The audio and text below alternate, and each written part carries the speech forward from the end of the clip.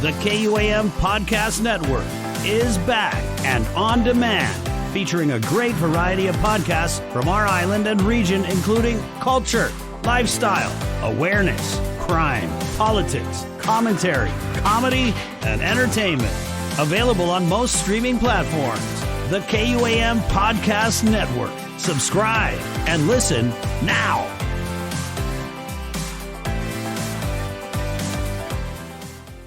The 2022 election cycle seems to have begun all around the country. From sea to shining sea, the glimmer of politics is as dazzling as ever before. It is no different for Guam, the CNMI, and Hawaii. I put on my Pacific political sideshow hat for this episode of That's It, That's All.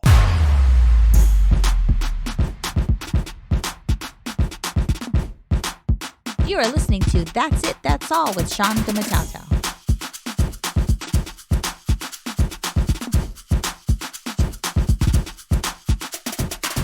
You are listening to That's It, That's All. I'm Sean Gumataotao here, the host of the podcast. That's It, That's All is brought to you by Get LLC. The consulting and specialty construction materials and supplies firm serves public and private sector organizations in Micronesia. Do you need help with starting a small business? Need access to Iridium satellite telephones? Get LLC may have the answers you're looking for. You can find them on the World Wide Web at get-guam.com. Check out their site and contact them if you need some help today. Hello to those listeners in Forest Hill, Maryland. Also, greetings to those of you now listening in Grovetown, Georgia. The listenership is growing with each episode to include those now listening in College Station, Texas. Can't forget the listeners across my island home, especially those in Tamuning. Half a day to you all. Thanks for having That's It, That's All along with you as you go from one end of Paradise, Guam to the other. Remember to download the podcast ahead of your next gym workout, that special road trip, or that errand running day. A big thanks to our friends at redcircle.com in distributing the podcast on Spotify, Apple Podcasts, Stitcher, and Amazon Music. Also, That's It, That's All can be found on the iHeartRadio app and on Pandora. The podcast is also a part of the KUAM Podcast Network. We are proud That's It, That's All is part of an awesome collection of on-demand audio shows originating in Guam and Micronesia from the #1 broadcast news and digital source of information in Guam and Micronesia. Like, subscribe, or follow right now on your favorite podcast app. Well, this episode is pulled from the headlines here at home. I will say at this time it is not so unique to Guam. Every time the clock strikes 1 year from an election, everyone in the media and the political apparatus perk up. Each are looking at the days in the calendar and ticking them off one after another. For the party leaders, this is a time to reassess what direction issues and actions are taking incumbents. Party leaders are looking at options to those actions and who can be the next standard bearer. For the incumbents, this is a time to start making noise about one issue or another. Budgets are being passed, amendments being offered to the spending plan by that legislator, hoping that the act will keep them employed at this time next year. Yes, there is a whole other budget act to consider. Healthcare, public safety, education, policy that drives these three key issues. For federal lawmakers, there is the continuing resolutions or the actual authorization acts to put to a committee and eventual vote on the floor. In these hyper-partisan times, those votes will be looked at hard by many a special interest group and policy wonk in the states or territories looking to capitalize on the gain or to lambast the loss. A White House action, a Supreme Court decision, all adding to the work behind the scenes to bring about a new policy in these ever-changing times. For those considering public office, this starts the deliberative process, asking the hard question of themselves and their immediate family. Do we want to live in that glass house where our neighbors at any time can throw a rock at it? Commitment of time and money gets tossed around. Process hasn't even had its moment of thought. Just the one thought. If they had the mind and the heart, ready to take on the mantle of public service. This process has been going on since the birth of the nation, and since representative government was brought to the borders and shores of each and every state and territory in America. Yes, there has been plenty of disruption that could derail that would-be candidate's chance to lead. War, economic hardships, natural disaster, disease. Four examples that have made or broken a person's desire to seek public office. These times are calling for very special people to present themselves to the electorate to serve. This may seem a bit early for this kind of talk, but the actions are happening and happening with a vigor that time is being wasted by not getting in the election campaign fight. For those in the game already, this particular time of year and point in the cycle is just the calm before the storm. Supporters are getting word of the imminent run. Talk of fundraising is making its rounds in the influence peddling circles. Political talk is beginning to make its way once again to the dinner tables from Fairfax, Virginia, to Wichita, Kansas, to Flagstaff, Arizona, to Jigo, Guam. Wait until Thanksgiving and Christmas dinner in the coming months, too.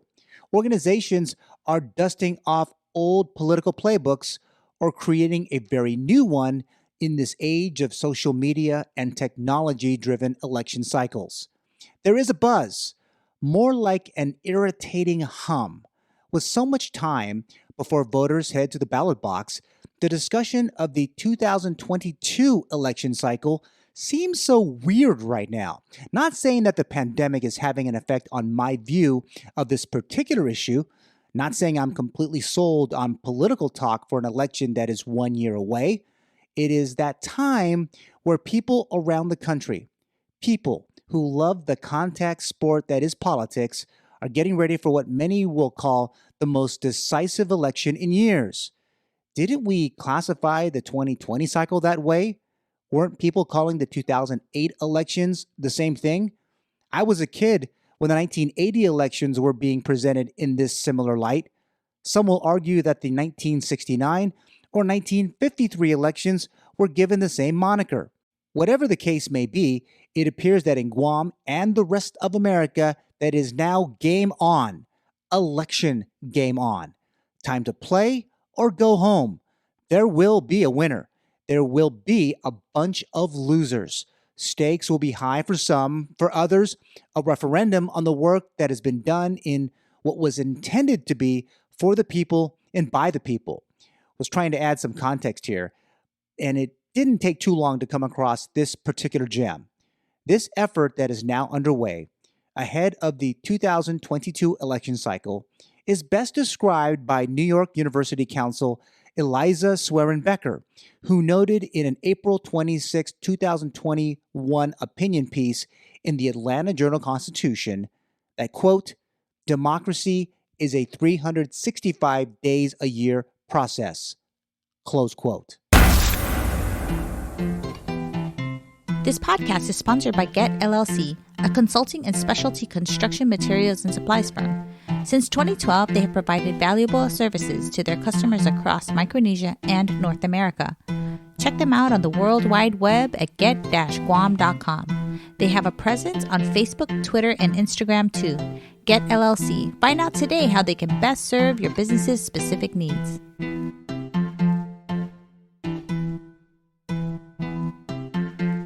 Civil Beat in Honolulu, Hawaii is reporting that current Lieutenant Governor Josh Green, a Democrat, is widely expected to run for governor next year as current Hawaii Governor David Ige is completing his second and final term. Former First Lady Vicky Cayetano is officially seeking the seat too, while former Honolulu Mayor Kirk Caldwell, another Democrat, is seriously considering a run.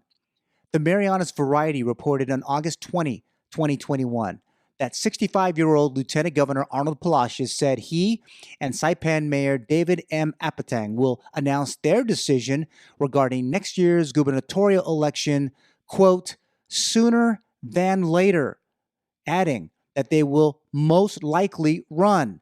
Palacios noted that there had been a lot of soul-searching lately among many members of the NMI Republican Party, after Federal Bureau of Investigation agents raided CNMI Governor Ralph Torres' office and residence in November 2019, and an ongoing investigation conducted by the Democrat-led House of Representatives. Palacios said, quote, "Some Republicans are scratching their heads, asking themselves, where do we go? And perhaps they are looking for alternatives." Close quote. Guam Congressman Michael Sinicola said during a Guam Chamber of Commerce meeting on September 29, 2021, that he is considering a run for the office of the governor. KUAM reported that the Guam delegate confirmed the possible run to unseat incumbent and fellow Democrat Governor Lou Leon Guerrero during a monthly meeting of the Guam Chamber, saying, quote, "We are seriously considering it. For many years, for decades, we've always been told it's a resource problem. We can't do it because of no money. We can't do it because of no funding. Or we can't lower taxes because we need the money for this. Or we took the money excuse off the table and we've revealed behind the curtain we have a serious execution problem." Close quote. These are just some of the names who are already in the mix for governor. There are others out there getting the support to make the run. They are the squeaky lawmaker calling out the administrations from their respective bully pulpits on a House or Senate floor. They are from the opposition party. There are some of those for sure. Folks are getting the courage to take the political stage for the first time. They may go for broke and believe that it is their turn to lead. Others have been waiting for the perceived lack of action throughout these extraordinary times to put their name in the governor Politico universe, willing it to be so, willing it now and until next fall. When we think of the big dances, state and territorial gubernatorial politics is the biggest stage you can get. When the going gets crazy or there is a term-limited incumbent, it seems as the names of the potential frontrunners start coming out a year ahead of the entire electoral process.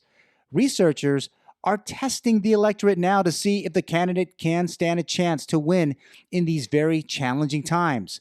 Political consultants are knocking on the doors, selling their tech wares, the newest voter app, that great jingle, or the logo that will win in September 2022, or whenever or wherever those primaries are taking place.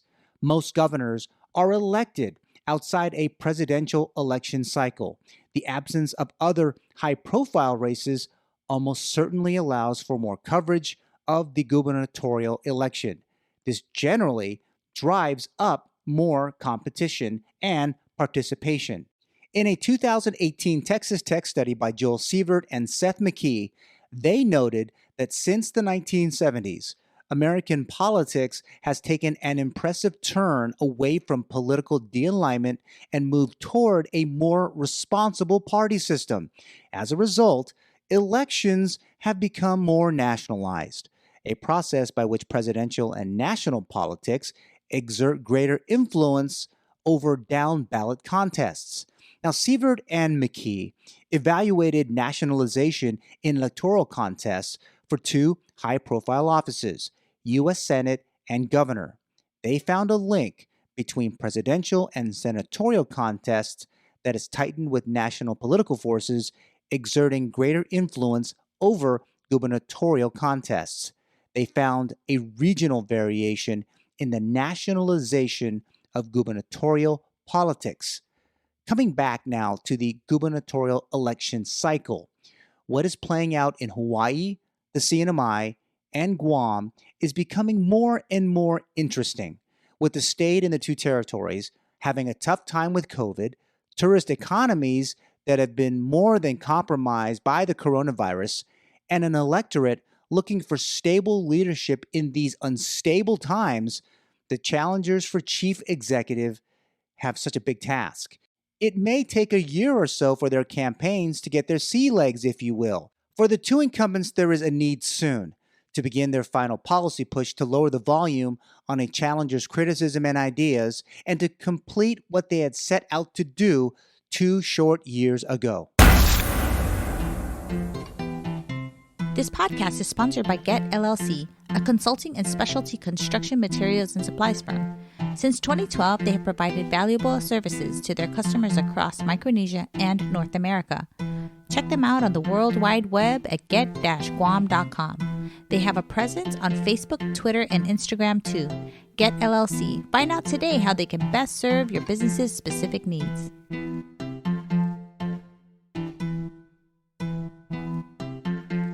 "36 states and 3 territories will be casting their respective vote for governor. OpenSecrets.org reported on August 4th, 2021, that the Democratic Governors Association and the Republican Governors Association have raised a combined $46.6 million in the first half of 2021. The groups have also spent a combined $28.2 million ahead of the races that could decide which party will be in charge of governor's mansions across the country. The RGA had 71 donors who contributed $100,000 or more. The DGA had 51 contributors donate $100,000 or more. The DGA's 13 highest contributors donated $250,000. Now that is a lot of money. If you don't think that the DGA or the RGA won't wade into the elections next year in Hawaii, the CNMI, or in Guam, you are sadly mistaken. Other parts of the business and faith-based communities will also jump into the fracas. Yes, I did say faith-based communities. They are voters too, you know. So where do I see these 3 island races? Not very scientific, but here I go. In Hawaii, Lieutenant Governor Green is the incumbent. He is all over the media relative to COVID.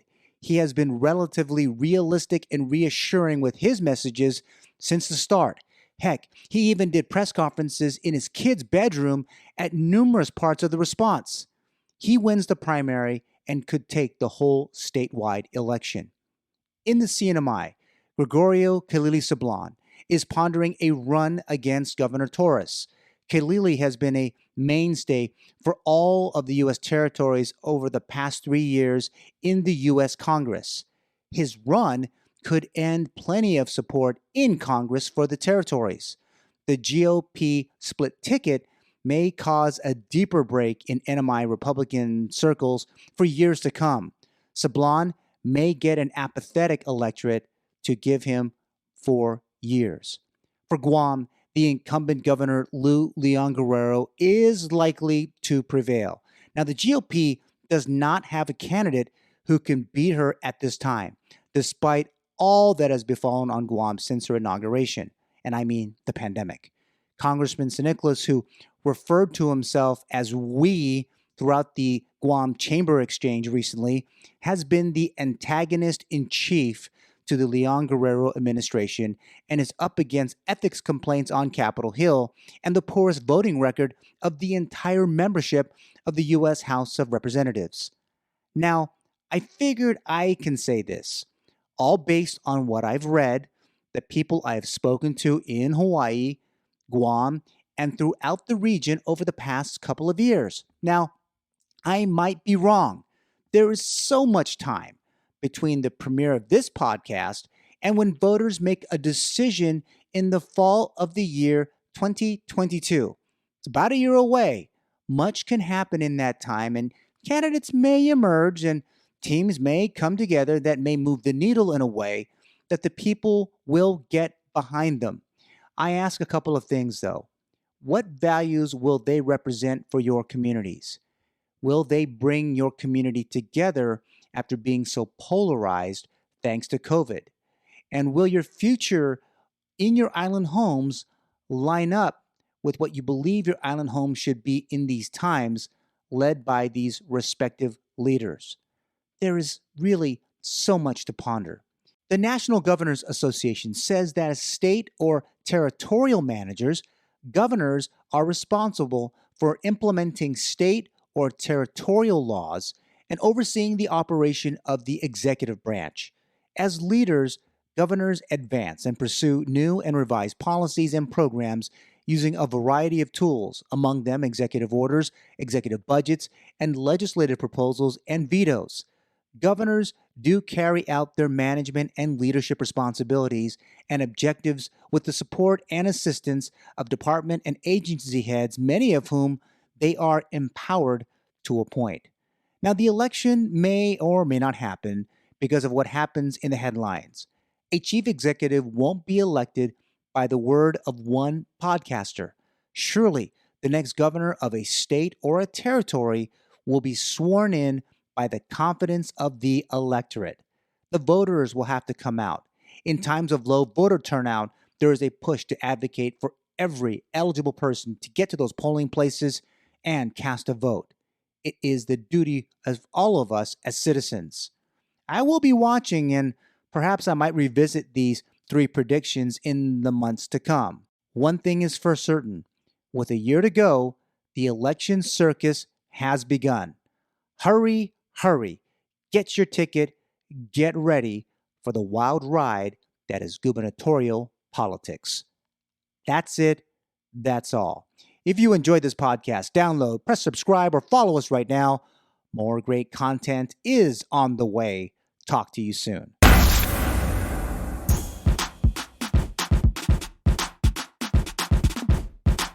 The That's It, That's All podcast is produced by Sean Gumataotao. Executive producer is Trisha Gumataotao. Hit the subscribe or follow button and leave a review. Thanks for listening.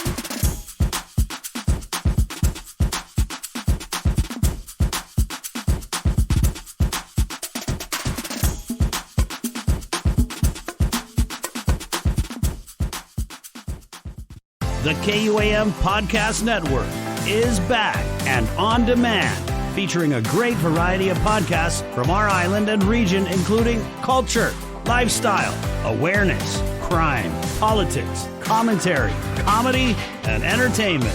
Available on most streaming platforms. The KUAM Podcast Network. Subscribe and listen now.